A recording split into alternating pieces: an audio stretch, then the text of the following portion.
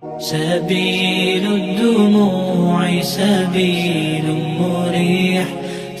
Bismillahirrahmanirrahim. Assalamualaikum warahmatullahi wabarakatuh.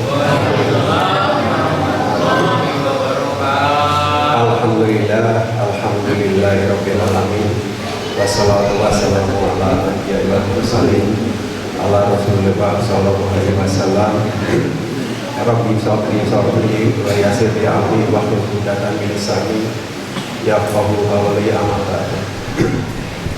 Yang kami hormati Ibu Bapak jamaah Masjid Istiqomah Nur.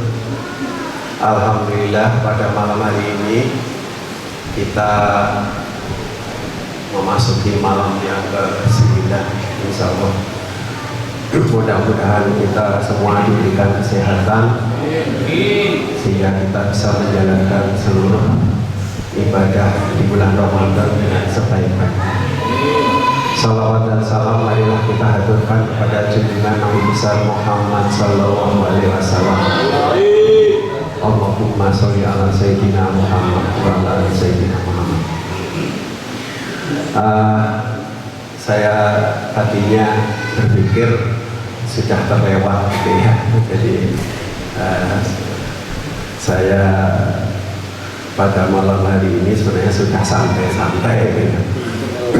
Baik ya, jadi akan saya coba untuk mengingat kembali bahwa pada saat kita di akhir Ramadan kita berdoa, mudah-mudahan kita kesampaian sampai pada Ramadan yang akan datang. Bahkan para sahabat Nabi itu sudah mempersiapkan Ramadan itu kira-kira 6 bulan yang lalu. Dan kita mungkin masih ingat pada saat bulan Rajab 3 bulan yang lalu kita sudah berdoa, Allahumma barik lana fi Rajab wa Sya'bana wa balighna Ramadan. Alhamdulillah pada malam hari ini kita diijabahi sampai kepada bulan Ramadan. Mungkin pada kesempatan ini sudah sampai di Ramadan, monggo ini kita bisa menjalankan ibadah mahdoh ya, ibadah yang sudah ditentukan waktunya, ibadah yang sudah ditentukan kapan, sudah ditentukan tempatnya. Jadi mungkin sholat itu kalau sudah ada panggilan adzan, kemudian sholat sunnah ya, atau monggo kita bisa menjalankan ibadah yang ghairu mahdoh. Jadi ghairu mahdoh itu yang disesuaikan dengan keadaan, misalkan dengan sedekah ya, mungkin dengan ibadah kita bekerja itu termasuk salah satu ibadah ya, mungkin kita berbuat baik kepada sesama itu juga termasuk ibadah. Mudah-mudahan itu bernilai di depan Allah Subhanahu wa Ta'ala dengan sebaik-baiknya. Saya hanya ingin mengingatkan sedikit bahwa perintah puasa itu ya, sekarang itu kalau dari aspek ilmu pengetahuan, dari kebenaran tentang ajaran Islam itu sudah banyak terbukti. Tadi sudah disinggung oleh Ustaz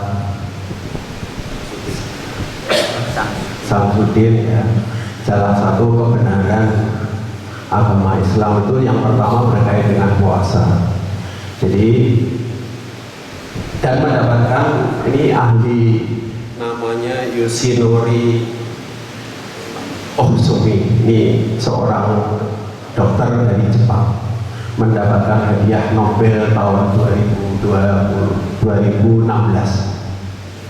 Dari teorinya mengatakan bahwa manusia itu apabila bisa menahan makan dan minum paling tidak 12 jam, maka akan terbentuk suatu enzim atau memproduksi sesuatu yang baru sehingga menjadi autofagi istilahnya.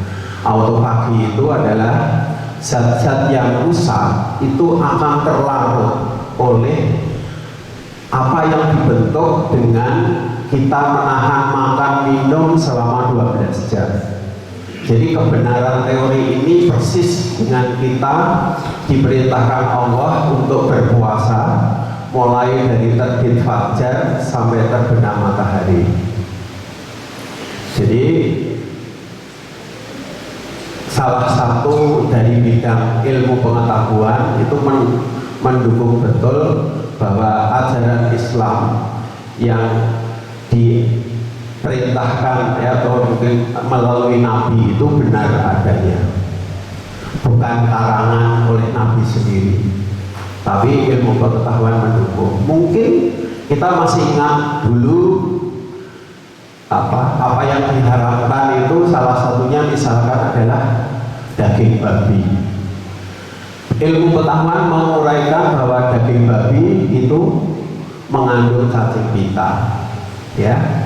Kemudian pada ahli terapi kemarin menyampaikan juga bahwa kebenaran tentang Islam, bahwa pada saat kita itu memasuki kamar mandi atau WC dianjurkan dengan melangkahkan kaki kiri, karena hakikatnya di WC atau kamar mandi itu kemungkinan licin, itu istilahnya di melalui ilmu itu, sehingga kaki kanan yang menjadikan tumpuan kita itu masih tetap di luar kamar mandi. Jadi kalau terpleset itu masih kita berjaga dengan kaki kanannya. Ya, mungkin ilmu ini di Islam mengajarkan kalau kita mendatangi tempat-tempat yang kurang baik itu dianjurkan dengan melangkah kaki kiri. Tapi kalau saat kita memasuki masjid, ya kita anjurkan masuk dengan kaki kanan.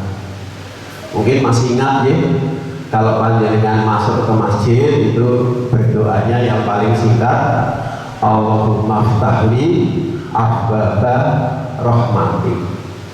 Jadi kalau nanti panjenengan itu keluar dari masjid, melangkahkannya dengan kaki kiri sambil berdoa, Allahumma ini as'aluka min fadlika. Coba ini barangkali kita terapkan. Dan banyak ya ilmu di dalam Islam itu yang istilahnya mencoba diuraikan. Salah satunya adalah kita dianjurkan pada saat makan atau minum itu tidak kalau tidak terpaksa berarti harus dengan duduk, ya. Kalau zaman dulu saya diajarkan kalau seandainya makan dan minum itu kamu berdiri itu sama seperti hewan, karena kebanyakannya begitu, ya. Nah, monggo ini yang belum dikaji oleh mungkin dalam ilmu pengetahuan itu kita dianjurkan misalkan mengapa kalau kita makan gitu ya itu dengan menggunakan tangan kanan. Nah, misalkan begitu, itu dari aspek kesehatan belum ada yang mendekati. Tapi insya Allah dengan kita itu di agama Islam, baik itu bisa dijelaskan secara ilmu pengetahuan atau tidak, maka bagi kita adalah sami'na wa ata'na. Artinya apa? Saya tunduk dan saya patuh. Dan taat dan tunduknya tidak direserve, tidak ada kaidah apapun, pokoknya sami'na wa ata'na. Karena apa? Yang diperintahkan Nabi itu bukan karangannya Nabi sendiri, tapi Nabi itu berdasarkan wahyu, ya. Jadi apa yang disampaikan itu adalah yang dari wahyu, insya Allah. Baik, saya akan mungkin menambahkan sedikit ini ya. Jadi ternyata di bulan Ramadan itu tidak hanya pahala yang mungkin panjenengan dapatkan. Ternyata ada ya ancaman lah begitu.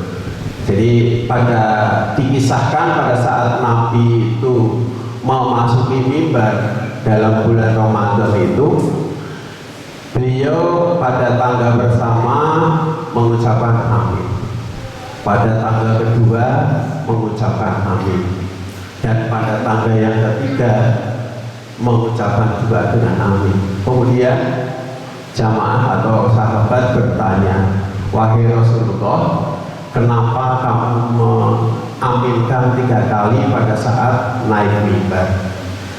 Kemudian beliau berkata bahwa saya disuruh mengaminkan oleh malaikat Jibril, yang malaikat Jibril itu berdoa, sungguh celaka orang-orang yang memasuki bulan Ramadan dosanya tidak diampuni. Ya, paling tidak kita sudah diberitahukan bahwa di bulan Ramadan itu pintu surga dibuka, pintu neraka ditutup. Kok misalkan kita itu masih menjalankan dosa-dosa di bulan Ramadan, na'udzubillah min dzalik. Jadi ini ancaman yang mudah-mudahan kita semua, saya yakin, tidak melakukan seperti ini. Pada saat amin yang kedua, Nabi menyampaikan bahwa malaikat Jibril itu berdoa pada saat bulan Ramadan, apabila kalian menemukan kedua orang tuanya atau salah satu di antaranya, kamu tidak bisa mengantarkanmu ke dalam surga. Sungguh bahwa pada kesempatan di bulan Ramadan itu kita harusnya memuliakan ibu dan bapak. Syukur dengan bulan Ramadan itu panjenengan bisa sebagai sarana untuk masuk surga melalui panjenengan itu hormat kepada ibu bapak, tidak menyakiti dan seterusnya.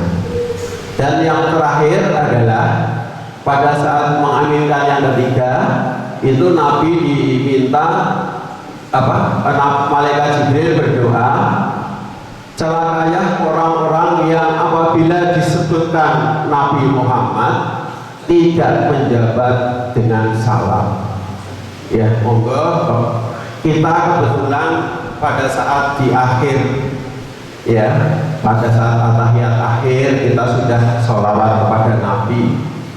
Kemudian pada saat tadi Bilal memanggil dengan sholat tarawih itu juga bersolawat kepada Nabi. Dan setiap di masjid kita I'tikaf An-Nur terakhir, ya, kita juga mengucapkan sholawat kepada Nabi 3 kali. Alhamdulillah, mudah-mudahan jamaah Masjid I'tikaf An-Nur ini pada saat diucapkan sholawat Nabi tidak sudah meninggalkan ruangan. Yang mudah-mudahan masih bisa mendengar dengan ucapan itu, kita bisa menjawab. Karena ancamannya tidak menjawab sholawat kepada Nabi itu sungguh, ya, monggo lah kebenarannya, karena pada hakikatnya nanti pada saat pintu di padang mahsyar itu kita yang pada saat digiring mau masuk menara surga itu, yang menjawab sholawat Nabi lah yang itu bersama-sama masuk surga. Jadi monggo dibiasakan kita bersolawat kepada Nabi, karena itulah yang satu-satunya syafaat yang istilahnya kita tunggu di akhir zaman, karena nanti akan menggiring kita. Mudah-mudahan kita nanti di surganya Allah bisa bersama Rasulullah, minimal yang paling tidak di surga begitu. Itu yang bisa saya sampaikan, kurang lebihnya mohon maaf. Billahi taufiq wal hidayah. Assalamualaikum warahmatullahi